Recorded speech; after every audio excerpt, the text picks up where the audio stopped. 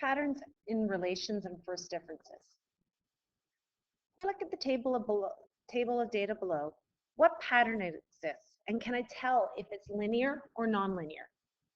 Pause the video for a minute and take a few minutes to try and figure that out on your own.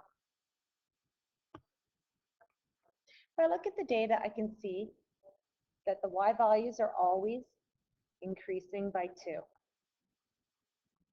And the x values are always increasing by 1.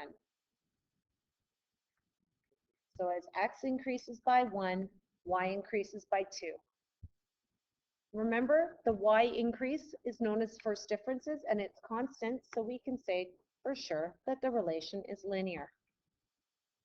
If I want to do the first differences, that can save me a little bit of work, I still have to make sure that the x values are changing by a constant, so I need to look and say, okay, yes, x is increasing by 1 everywhere. And I can calculate my first differences now using my y values.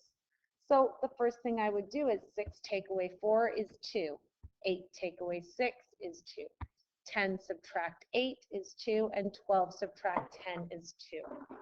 And I can say, since the first differences are constant, the relation is linear.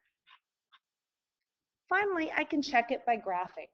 If I plot all of my points, so I've got one point at negative 2, 4, and another point at negative 1, 6,